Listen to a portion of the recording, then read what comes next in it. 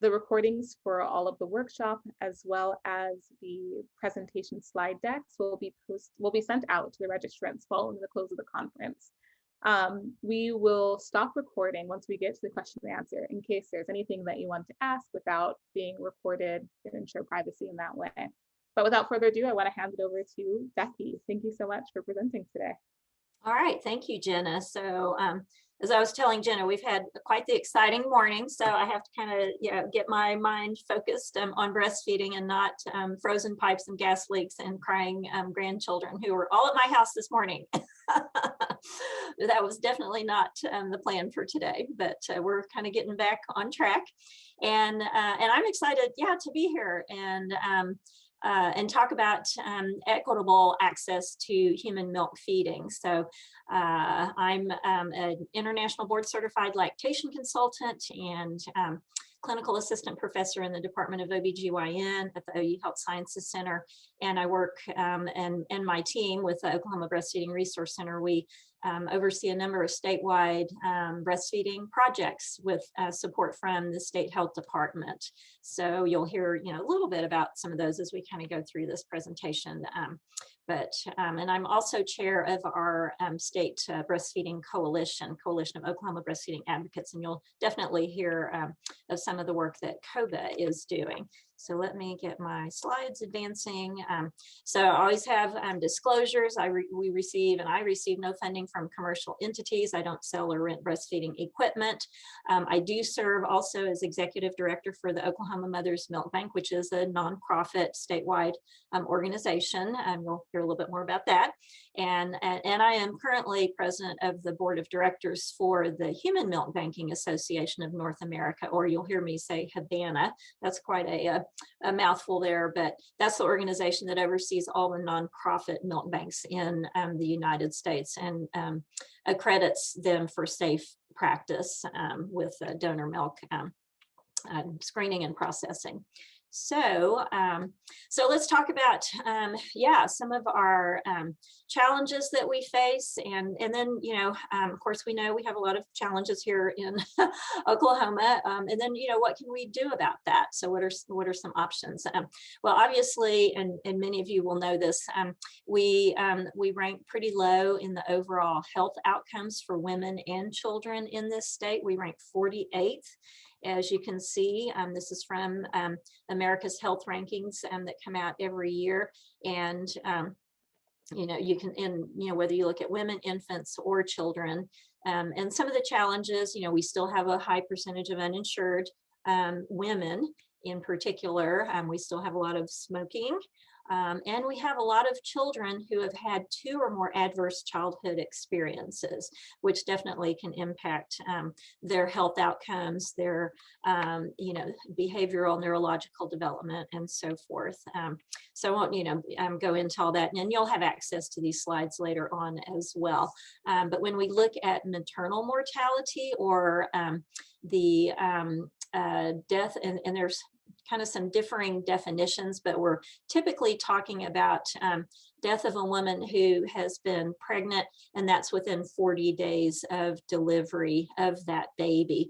And so nationwide, we have, a really sadly high maternal mortality rate for the country. And in Oklahoma, we're almost double that. Now, not all the states submitted enough data to the CDC to be able to report on all 50 states, but of the 25 states that did submit enough data, there were only 3 states that were higher than us. So we weren't the worst, but yet this is just a tragedy that we have numbers like this. And of course, when we look at disparities in our health outcomes, our non-Hispanic Black women have the highest maternal mortality. And so if you think about it too, that's once again, that's kind of that narrow definition. So that's not looking at women who may, die of something that's pregnancy related, which could be, throughout that first year after the pregnancy ends. So we're certainly leaving some out there. Now, in addition to maybe some pregnancy-related causes, what else are women dying of? Well, really, as you can see on this table, whether it's, Hispanic, American Indian, non-Hispanic, Black or white, heart disease and cancer really are the top two causes. And I like to share this because when we look at the impact that breastfeeding can cause, or have, I should say, women who have a longer duration of breastfeeding or lactation have greatly reduced risk, especially of heart disease. So, and it certainly can impact cancer in women as well. So, so that's something, to keep in mind there. All right, so now let's look at our babies. And this is the most recent data that we have from our Oklahoma State Department of Health. And you can see that while our infant mortality rate overall is about 6.8, it's usually kind of hovering somewhere around 7. And that's measured at the 7 babies per 1,000 births. So if you think about, we have a little under 50,000 births per year. So that's about a baby a day that we lose in Oklahoma before they reach their first birthday. If you go back to the maternal mortality, we lose about a mother a month in Oklahoma due to those, pregnancy related, or that, maternal mortality that's close to the pregnancy time. So now, of course, once again, we see huge disparities in our infant mortality rates, and our Black babies are literally 3 times the rate of infant mortality as compared to white babies in the state. So, what are some of the common causes of infant death when we break that down? Well, when we look at white babies, we see, congenital anomalies. Then we see this, disorders related to short gestation and low birth weight. That's your preterm deliveries. And then, of course, many of you are going to be familiar with the sudden infant death syndrome. So when we look at Black and American Indian babies, they're more likely to die of preterm related causes first, and then congenital, and then SIDS. And so just really, those are kind of the top 3 that you see, and they might be in some, different order, but you can certainly see many of these things that are absolutely preventable with access to timely and appropriate health care. So now when we look at how the March of Dimes is tracking our preterm birth rate, we're not doing so good here either. Now, I'm not going to be all doom and gloom today, but just, so we know what our challenges are. We can't fix these if we don't know what's happening out there. So we actually have a grade of F from the March of Dimes. Our preterm birth rate is 11.5%. And it's actually, as you can see on this graph, been increasing. We've had, a lot of effort to try to bring that down, and we thought we were really, coming down. We were down around 10%, and now, it's starting to swing back up. So, and then when we break this down by race and ethnicity, yet again, you can see the sad winner of this race is our Black babies. So 14.6% preterm birth, which, as we saw on the other slide, that increases the risk of dying in that first year of life. So if we can prevent these preterm births, and maybe, we'll have an impact on our infant mortality as well. So here, just I love to show maps sometimes so we can kind of see at a quick glance how we're doing compared to other states, other parts of the country. And so this is just looking at preterm birth rates, and the red states have the worst. Those all have the letter grade of F. And as you get into kind of green and purple and so forth, and I don't think we have anybody that has the dark purple, then they have some of the lower preterm birth rates. But, I could take a map of overall health outcomes and superimpose it over this, and you would see the same clusters of, which states have the worst overall health outcomes, whether we're talking, heart disease, cancer, strokes, smoking, diabetes, obesity, and so forth. And you would see a very similar pattern here. So this is getting into those social determinants of health and looking at education and poverty levels. So the states that tend to have the lowest educational levels, the highest poverty levels, we're going to see these patterns. And I could take a breastfeeding map, and you would see the same thing. The states that have the lowest breastfeeding rates would be superimposed upon that as well. All right, so let's talk about breastfeeding. Let's change our focus now more specifically to the topic of breastfeeding. And bear with me, and Jen is there to help me in case I need it. But we are going to do a poll question here on to get y'all answering. Let's see. So what is the current medical recommendation for how long mothers and babies should breastfeed? So you choose one of these. So take a minute to do that.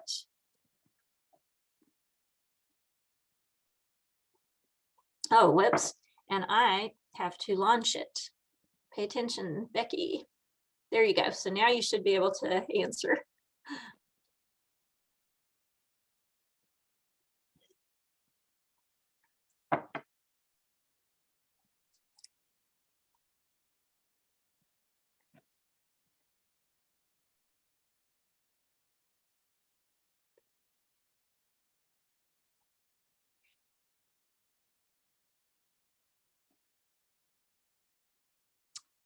All right, so I think we've probably got everybody that would have. So let's see if I can share results. So 50% of you said 6 months exclusive. Some of you said a year of exclusive, and then some said whatever the mother chooses. So let me close that. And the 50% were right. That's part of the recommendation, is that we want to see exclusive or full, only human milk, only breast milk, or breastfeeding for the first 6 months of life. And then we do want to see continued breastfeeding, adding age-appropriate foods around 6 months, and continue that breastfeeding for a year or longer as mutually desired by mother and child. And some of you said whatever the mother chooses. And this is, we'll talk a little bit later too about this, but we certainly want to respect the mother's choices. But it is our responsibility, at least when a pregnant woman comes in for pregnancy care, that we are educating her about the importance of breastfeeding and the impact on her health and her baby's health, so that she can make an informed decision. And then we want to support whatever decision that she makes. But this is what the medical recommendation is, so that we would have the best outcomes for both mother and child. Get my mouse going again. So how are we doing with this? So this is breastfeeding rates for Oklahoma. And this comes from the Centers for Disease Control. And we get this every year in August. And it's based on babies who were born 3 years ago. So the data that we have from August of 2020 is based on babies born in 2017. And you can see here how Oklahoma compares to the national average. So we have Ever Breastfed, which is breastfeeding initiation, and then any breastfeeding, not exclusive, but any at 6 and 12 months, and then EBF, exclusive breastfeeding at 3 and 6 months. So those are the 5 outcomes the CDC tracks and reports. And so the good news is nationwide, we're averaging, 84%. Some states are averaging 95% for those kind of breastfeeding initiation rates. And in Oklahoma, from year to year, we kind of have some ups and downs in these. And some years, if we had data that was a little more current, we'd be certainly over that 80% bar. But the good news is we now have over 50% of babies that are still doing some breastfeeding at 6 months. In all my years of practice in lactation and breastfeeding, that's a big change. So that's a huge change. Now, our challenge, of course, is when we come down here to the bottom, what was our medical recommendation? We want 6 months exclusive, right? And when most mothers start out breastfeeding in the hospital, and then at 6 months, only 25%, almost 24% here in Oklahoma, manage to achieve that exclusive at 6 months or that medical recommendation. So, and then you can see here how we rank. I track this from year to year. So if we're in red, we kind of dropped from the previous year. And if we're in green, we improved our ranking. While generally from year to year, our numbers kind of tend to increase, but sometimes the other states are just doing that much better than us. So we, kind of can't keep up. But that gives you an idea of how we are generally. So now when we look at this from a health standpoint, what's the impact on maternal and child health when we don't support breastfeeding adequately and we don't have equitable access? Well, what we do know from looking at all the overall health impact of breastfeeding on the mother's health long-term, that cardiovascular disease, diabetes, and so forth, or the baby's health even long-term as well. If we supported families to breastfeed and meet those medical recommendations, we would, in the United States, actually save 2,600 maternal lives each year. A lot of that due to decreased deaths from cardiovascular disease, cancer, and diabetes. And then we'd save over 700 infant lives every year as well. So that's a significant impact, that we need to pay attention to. Now, once again, to look at impact on Oklahoma children, we are a poor state. 22% of our children live in poverty. And as the Annie E. Casey Foundation, many of y'all would be familiar with that, in Tulsa especially, growing up in poverty is one of the greatest threats to healthy child development. So poverty and financial stress can impede their cognitive development and their ability to learn. So their, ability to do well in school. And remember when I said earlier, how many, the high number of Oklahoma children who have 2 or more adverse childhood experiences, which also impact this. Now, when we also hear from experts from whether it's the World Health Organization, the CDC, this is actually an economist and lawyer for the World Bank who has learned a lot about breastfeeding and the economic impact when you look at poor health outcomes. And he saw that breastfeeding provides equal opportunity to all children. And it's the first inoculation against death, disease, poverty, but also that enduring investment in lifelong, physical, cognitive, and social capacity. So breastfeeding definitely is an important investment. So for children's long-term, not only health, but economic well-being. So here you go, one more map, kind of similar to that other one, only kind of reverse the colors, but on this map, and this is not from last year, but CDC hasn't updated that yet, but you can see once again, kind of that same cluster of states here in the Deep South. Oklahoma's kind of on the edge of that. And then the darker colored states have the higher percent of babies who are exclusively breastfed through 6 months. So once again, those social determinants of health impact breastfeeding. Now, when we break this down by race and ethnicity, this is kind of a busy slide, but just look at, this is the 5 outcomes: ever breastfed, any at 6 and 12, and then exclusive at 3 and 6. And look at the green bar, the lowest one all across the board. And that's our non-Hispanic Black babies. So our babies that are at the highest risk of preterm delivery, the highest risk of the mother dying, the highest risk of infant mortality, they also have the lowest breastfeeding rates. So something that we can directly impact that would actually change some of those other, potentially change some of those other outcomes. And we've known for a long time some of the factors associated with not breastfeeding, women who maybe choose not to breastfeed or breastfeed for very short duration, a little bit in the hospital. And it's once again, it's those social determinants. It's our younger moms, our single moms, less income, less education, and then of course our Black families. So I ran the hospital lactation service at OU Medical Center for many, many years. And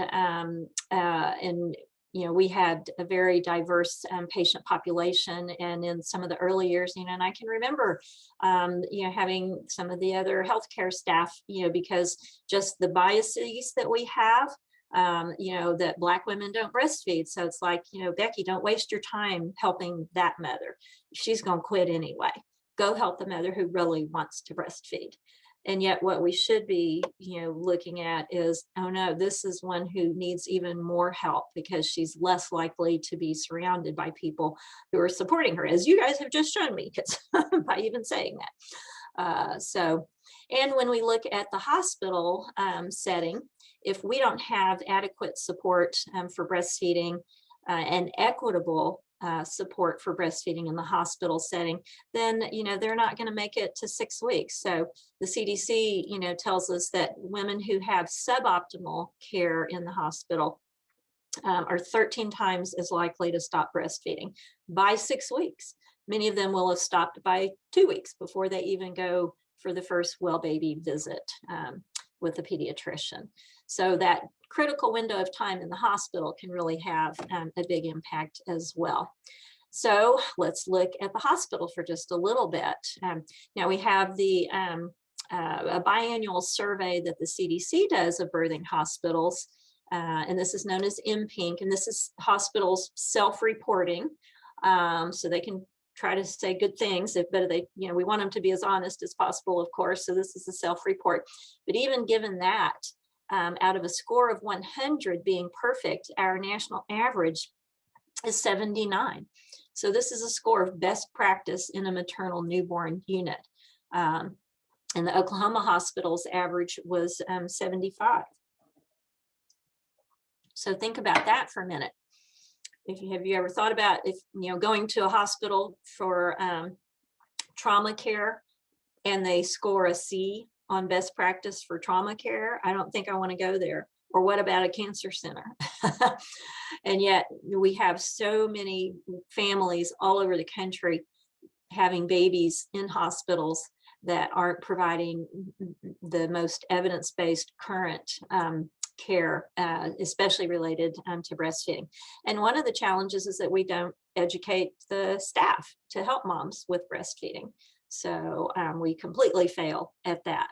So the mother and the family, the parents, expect that anybody who walks into her room with her newborn baby wearing all the hospital particular colors, whatever they've picked for that unit and the name badge and everything, can help her with basic breastfeeding questions. And that's not necessarily the case. That's where some of the misinformation absolutely can start. So, all right, get my mouse going. So one more map, and this is showing you the average state score. And once again, you can see kind of this cluster, right? So even if you had, say, a Black mother or a Black family in Mississippi, which is one of our, which is the state that has the lowest breastfeeding percentages in the country, and say she's gonna kind of, buck the odds, and I've decided to breastfeed. I've learned all this, and I know this is important.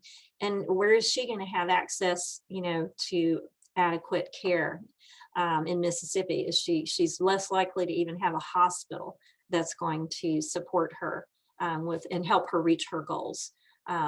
So what we do know is that if we provide optimal care in the hospital, it impacts those disparities. So this is a really nice paper that was published in Pediatrics just, now 2 years ago. And they just looked at implementing the 10 steps to successful breastfeeding, excuse me, and helping those hospitals achieve baby-friendly designation. And they knew it would have some impact, but I think even the researchers were surprised at the impact that it had. So breastfeeding initiation among African-American women significantly increased to almost 2/3 of them. Exclusive breastfeeding almost doubled. Rooming in with, whoops, go back, don't want that. I'm also a little sensitive. Skin to skin care, initiation and exclusive breastfeeding, while it increased for everyone that was delivering, it had the most significant impact on the African American families. So the disparity gap was actually decreased by almost 10%. So yes, changing what happens in the hospital can really have an impact. Now, one of the projects that my team oversees was helping our Oklahoma hospitals implement those best practices and actually achieve that baby-friendly designation. And you can see we have 10 hospitals that have so far achieved that designation. It's not an easy thing to do, to change 30 years of outdated practice. But, and you can see we've got a couple kind of in the Tulsa area. We have Claremore, Indian, and then we have Hillcrest Medical Center that are in the Tulsa area. Excuse me. And some of our tribal hospitals that have achieved baby-friendly designation. And then most recently, our Children's Hospital at OU Medical Center. So anyway, so the good news is, for once, at least for the time being, we are actually above the national average in something. Because nationwide, we have about 28% of US babies that are born in a baby-friendly hospital, and we're at almost 32% here in Oklahoma. So yay!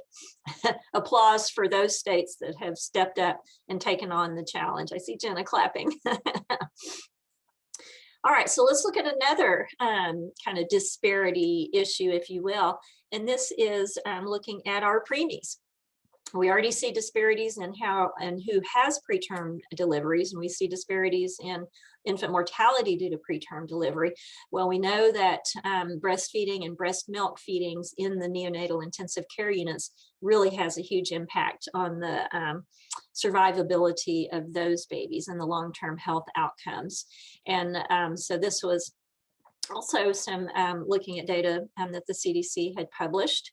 And I'm not going to, you don't have to try to worry about all these numbers and so forth. I just, copied the chart out of here, but they actually looked at the zip codes around hospitals and found that the hospitals that tend to have a lower percentage of African American families in the area had much higher breastfeeding rates, breast milk use in the NICU, donor milk use in the NICU. And the hospitals that had higher percentage of African American families tended to have the lowest rates. So even if you think our safety net hospitals have some issues there. So what do we learn from this? So we know that our Black mothers, Black families are at increased risk for preterm birth, and they also have lower breastfeeding rates, and use of breast milk in those hospitals where you had a higher percentage of Black residents was also lower. So even in the hospital setting, we have a huge disparity in making sure the babies who most need human milk are getting it. Now one of the challenges too, I think, is just being aware of, and I think this gets into an opportunity to educate and raise awareness about not only the importance of mother's own milk, but when a mother has delivered prematurely, she herself may have some medical complications and be struggling to provide enough milk for her baby in the NICU. And so that's where safe pasteurized donor milk from a milk bank comes into play. And so actually this was, a couple of studies that have been done to look at this issue, and finding that the non-white mothers, if they were offered donor milk, 50% of the time they declined to have donor milk fed to their baby. So, so that's definitely, an educational issue as well. And some of the comments, it's someone else's milk, that surely that's not, a good thing for my baby. So a huge opportunity for education on the safety of donor milk. And this, this has been shown in some other studies that lower, even on, say, a mother-baby unit with a relatively healthy newborn, but sometimes there's some issues in those first few days that we can bridge the gap with donor milk and keep those babies exclusively human milk fed. But being non-white, having English as a second language, they were less likely, to either be offered or even, accept the offer of donor milk. So, so what are some, factors here? And then being on public insurance, such as Medicaid, and maybe a barrier there is that, well, we may be able to provide donor milk for this baby in the hospital, but once they go home, they're not going to have access to donor milk. So why bother? Let's just put them on formula. So that's, sometimes a challenge that we can see. Let's get my mouse going here. Come on. Whoops. That's what I didn't want to do. There we go. Okay. So now let's look at something that will give us a little hope. We know we can address some of these issues. And this is Oklahoma data. And so when we look at the fiscal year 2019 for breastfeeding initiation, we have data from our WIC program, and we had 72% initiation. But whoa, what is this? 92? Where did that come from? That's above the national average, and that's above the state average. Well, that's families who are in the Children First program. And many of you may be familiar with that, where they're getting a trained a nurse who's been, she's an RN, he or she is an RN, and has also had some additional breastfeeding training. I help do training for those staff. And those mothers are getting in-home visits from about 20 weeks of pregnancy, and then consistent follow up with that same Children First nurse until that baby is 2 years of age. So there's that continuity of care and someone that they know and have a relationship with. And so look at the difference in breastfeeding initiation. Now, we don't have all the duration figures, but, and this is in families that are eligible for Children First, are usually the first time mothers in that kind of low income, high risk population that we've been talking about. And they have a huge increase in any breastfeeding at 6 months in that population, when they've had, once again, that consistent information and that relationship with a healthcare provider that they trust. So, all right, so some kind of controversies and other challenges that we see out there. Well, sadly, in milk banking, we now have for-profit companies coming on the scene because they see breast milk as something they can make money off of. Does that get you excited? It gets me pretty upset.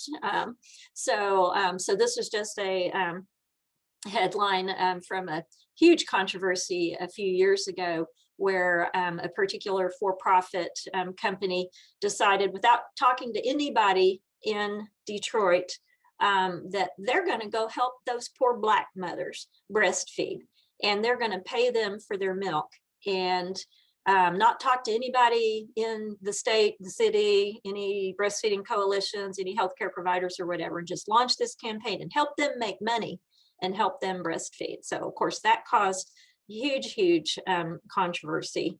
And when you pay, there's huge controversy and ethical issues with paying someone to sell their breast milk. How about pay for an organ? So definitely some ethical issues as well. But that definitely was seen by Detroit families and leadership, as just very much an exploitative, coming in to exploit the families there without really having any intent of helping them. So, we have challenges with just, Black women are more likely to be told to stop breastfeeding if they're nursing their baby in public somewhere. Now, we have challenges with this with any breastfeeding mother, and that's why all 50 states have passed laws to clarify that women have the right to nurse their baby if you go to Walmart, if you're sitting in a restaurant eating with your family, what have you. But you still at times I don't have hard data on this, but there's a lot of anecdotal data about, Black mothers more likely being told to stop breastfeeding or leave or cover up or something. So this is just some recent headlines, from a Black mother nursing, on a big, exciting family trip to Disney World, and turned into, trauma because she was told by the security guards, to leave or go somewhere out of the park, to nurse her baby. This was a lovely little picture of older sibling nursing her baby doll. And when the mother posted that on Instagram, of course, lots of negative comments because she was nursing her doll. I mean, that's just, we have a lot of work to do. One of our other challenges, of course, is access to paid leave and even just the ability to have any kind of maternity leave to initiate breastfeeding, not to mention recovering from pregnancy and delivery. So in Oklahoma, 2/3 of households with children, both parents have paid jobs. And when we look at who the key breadwinner is for the family, in a Black family, 85% of the time it's the mother. And versus 51% of the time in a white family and 45% for a Latino family. So even having FMLA, as many of you know, well, that's unpaid. So how many, if you're the sole or main breadwinner, you can't take 12 weeks off unpaid. You can't even take 6 weeks off unpaid. So, and we do know nationwide that 25% of new mothers go back to work within 10 days to 2 weeks of having a baby. That contributes to our infant mortality rates as well, right there. We haven't even let mothers fully recover, so much less establish breastfeeding. So some of the other now I'm going to get to some exciting things. Hang in there with me, but I think we have a number of areas that we really need to be aware of where the challenges are and the disparate impact on certain populations that we see. So workplace, of course, is another one, and having even though we have the break time for nursing mothers that the Department of Labor that was passed, it's been 10 years ago with the Affordable Care Act, but we still have over 9 million women that aren't covered by that. So we had salaried employees, for example, school teachers are not covered by that. Military employees and spouses are not covered. Incarcerated mothers are not covered by that. So, all right, so I'm going to pause here and let's hopefully play a video. So let's also just kind of address general misconceptions, but this is from, of course, the African American perspective. For those who are reluctant to try breastfeeding, the first things I try to do is figure out why they're reluctant. There are myths that they've been passed out through their generations and upbringing. Then trying to dispel some of those myths is the first step. There's the myth that it will affect the shape and size of your breast, when in fact that's more due to like nature, gravity, heredity, other things. Breastfeeding doesn't have a large impact on the shape and size of your breast. The one thing that I heard a lot from a lot of the moms in the community is that their partner didn't want them to breastfeed because they wanted the breast back. And it kind of has to do with the over-sexualization of the breast in the American culture. It's not your man, it's not you looking sexy, it's just you feeding your child. There are a lot of misconceptions about breastfeeding. My husband wouldn't be able to participate in some of the most important beginning times, and all of those things aren't true. One of the huge misconceptions in the African American community is the way that you bond is through feeding. And if you take that route away because you're breastfeeding, other family members need to be taught how to help the mom, how to get a bond with the baby.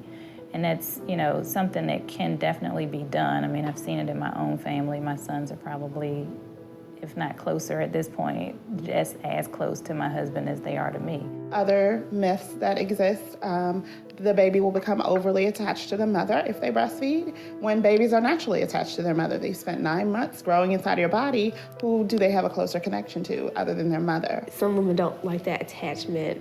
They don't want to feel like they're stuck with their child all the time. And I mean, I'm with my son a lot, but I mean, he's a baby, so I want to be with him. So that's not an issue for me, is that we're together all the time, because where else would he be? We don't talk about it a lot in the African American community.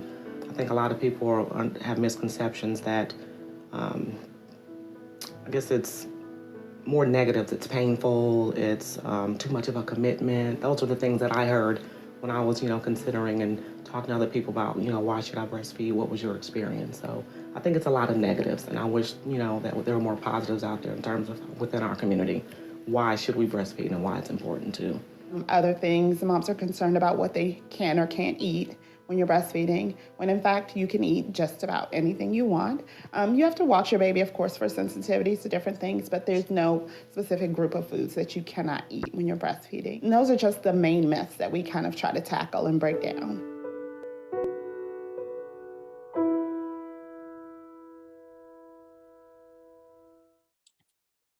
So that was a video that the Office of Women's Health produced, and it's part of their It's Only Natural campaign. So that's all readily available on their website, and they have a lot of other, they have some other videos, they have other information, and the campaign was launched 5-6 years ago, and it was particularly targeting African American families to try to get more information and more images, things that they can relate to, because if you Google breastfeeding pictures on your phone right now, you're going to come up with a lot of white families breastfeeding. I see Jenna smiling. So and here I am, an old white lady, talking to you about disparities in breastfeeding. So I mean, there's a problem right there. And how do we change that? So here's a question that I have for y'all. How do you approach a conversation with a mother who's considering not breastfeeding, in a way that, encourages and supports breastfeeding, but without appearing to kind of mommy shame her, or kind of, guilt her into breastfeeding or something. So anybody have any thoughts on that? Anyone, one that wants to unmute and comment on that?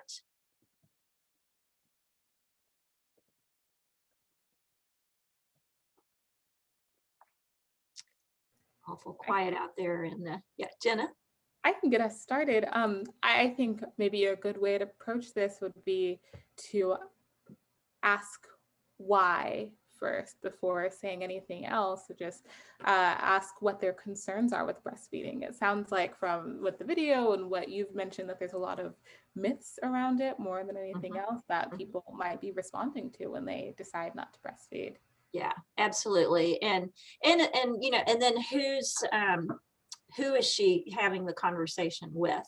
Is that an environment where she feels this is someone that she trusts? Because if it's with somebody who doesn't look like her, she may not feel comfortable even, bringing up any concerns or misconceptions. So how do we help build that relationship, build that trust, so that she is willing to share? Now, one kind of counseling technique, if you will, just to briefly share about that, is what we call 3-step counseling, and kind of creating that safe environment. So whoever is there to try to, help navigate that conversation.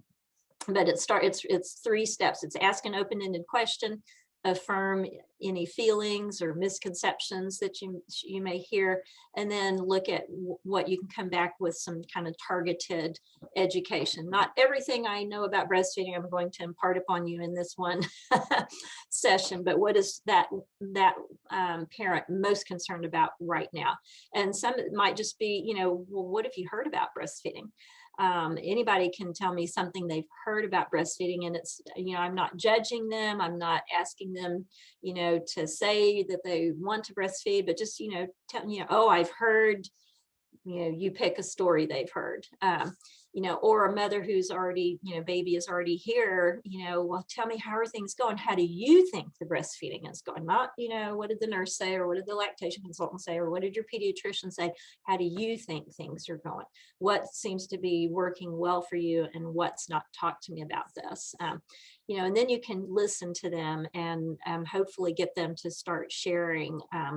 When my first baby, ended up in the hospital, I didn't have enough milk, and I'm just really afraid that's going to happen again. So I'm just really not sure I want to, oh gosh, I absolutely, we don't want that to happen again. I can totally understand why that would be a scary thing. Tell me more about what happened with your first baby. And let's see if we can, kind of work through that. So anyway, so trying to have those open-ended questions instead of just, are you going to breast or bottle feed? And, I don't want to talk about it anymore. Just, I want to check my little box and move on. So anyway, so as I kind of get towards the end here, a few other things we're going to share with you. But one thing in particular is we do have an online breastfeeding session for families that's free.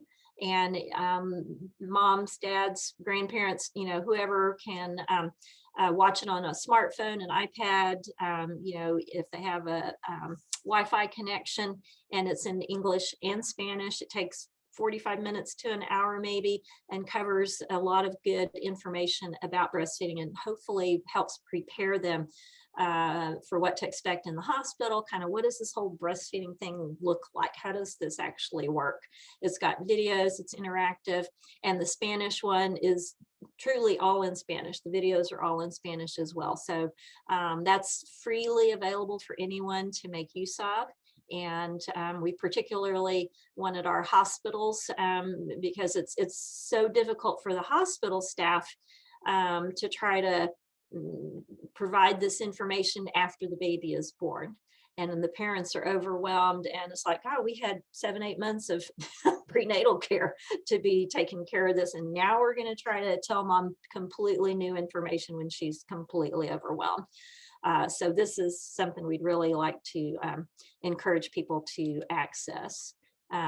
And Jenna, tell me if there's anything you're seeing showing up in the chat box that I need to address. Let me get my mouse going again. Heidi had pointed out that sharing the overwhelming benefits that breastfeeding provide to the mother and not just the baby is also a really good way to making sure mom knows how it impacts her. Yeah, absolutely. Absolutely. So I have a couple of scenarios here, and this is a presentation, full disclosure, that we put together at literally just a couple of months ago and did for some of the medical students at their request.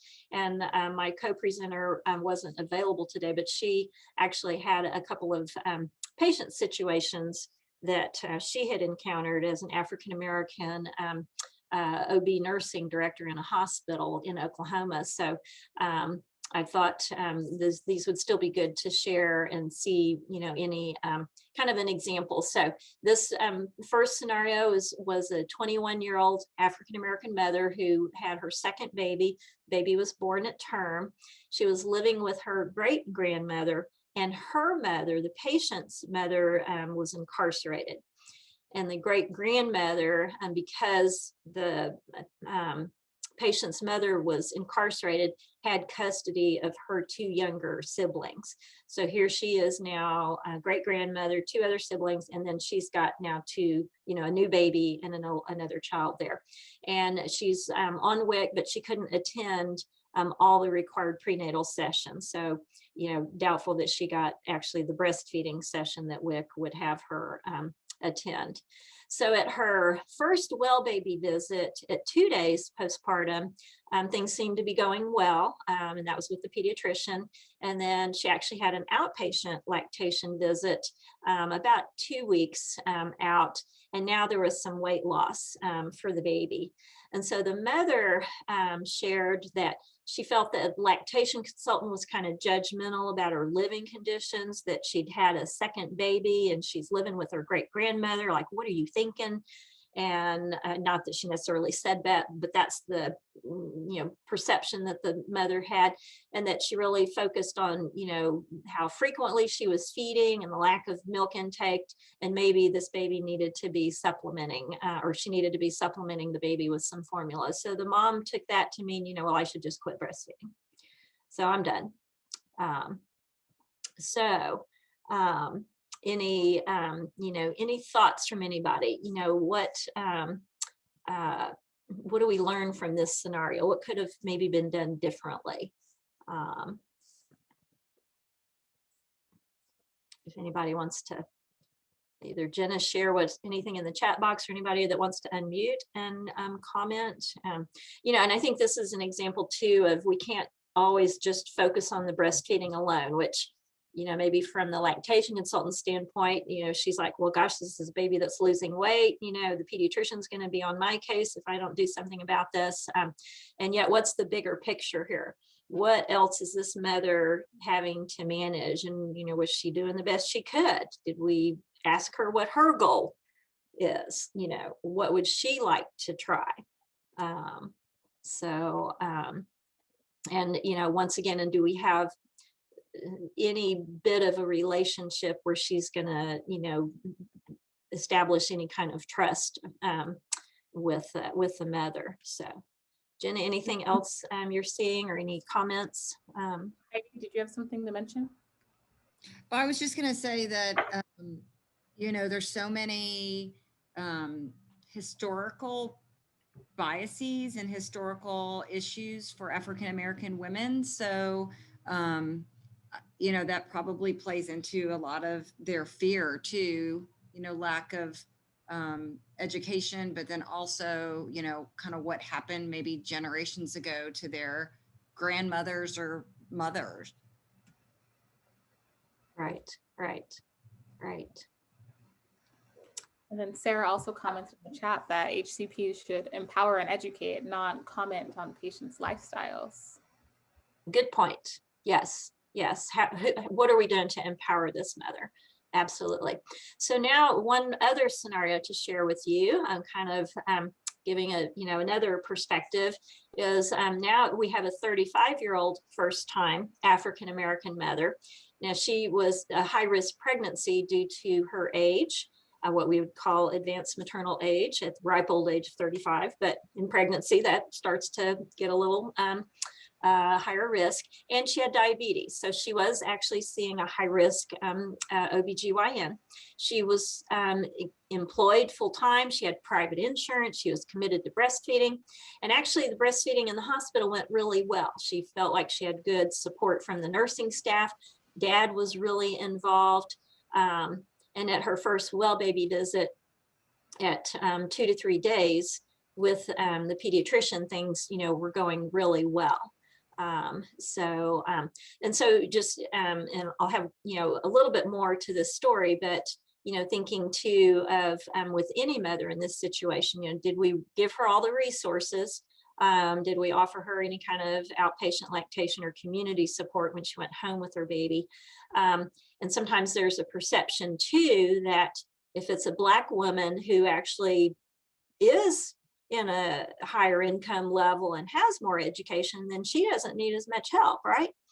And do we support the fathers as well to learn about breastfeeding and be able to troubleshoot, when they go home? So kind of the second part of this story is that during maternity leave, she developed mastitis, or a breast infection, but that was resolved with treatment. And she returned to work as a school teacher. Now she wasn't supported to pump at work, and her supply dwindled. And she was shocked by the lack of support from her peers at work. So what do we learn from this? Yeah, even a Black woman in a higher socioeconomic group, insurance, education, and so forth, is still going to encounter challenges and maybe some of those biases as well. So, all right, so the good news is, I'm going to wrap up with some good news here. Our coalition, COBA, is working hard to actually address some of these barriers. And that's our website. We have a lot of resources on the website, so feel free to go to our website. But right now in the middle of our legislative session, so some exciting things to share with you. We actually have several breastfeeding bills that now they may not all get through this year, but at least we're starting somewhere. So the first one is baby-friendly hospitals. So we actually have a Senate bill that would encourage our Oklahoma birthing hospitals to achieve baby-friendly designation by paying them a little bit more for their Medicaid deliveries. So whoa, let's reward the hospitals for doing the right thing.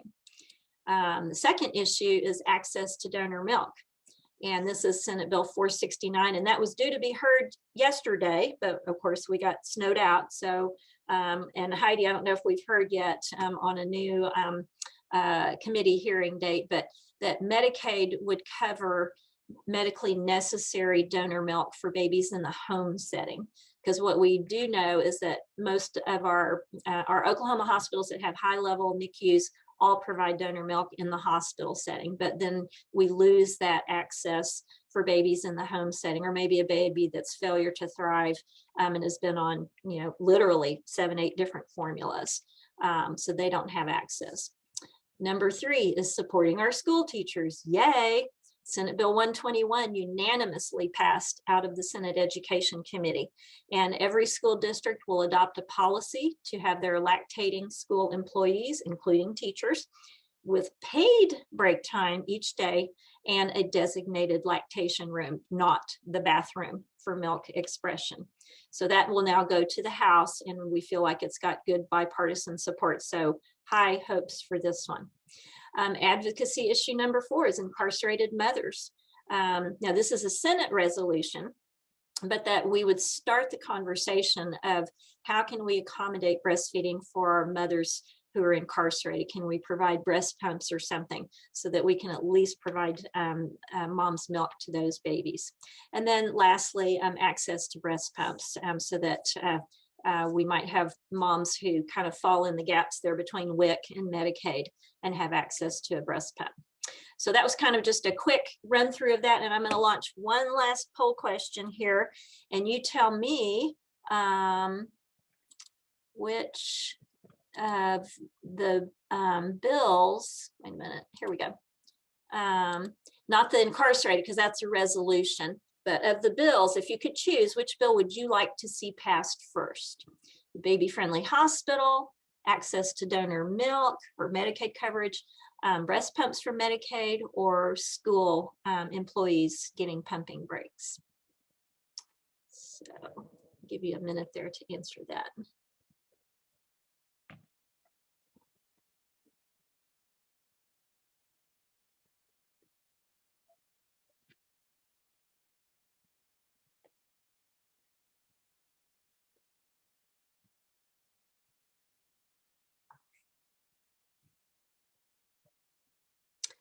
All right, I think we got 8 of 8, yay. So we will share results. So it looks like donor milk is our winner, followed closely by the school employee pumping breaks, and then the breast pumps from Medicaid. So well, that's good for us to know and be able to share that we do have public support for that. So, and I am going to close this. And whoops, that's not what I wanted to do. And I know I'm just at the end of time. So Jenna, if there's any questions or comments in the chat box that we didn't get to, anything you need to share, I know you need to move on to probably the next presenter. Well, we're coming up on a short break, so if people have any lingering questions,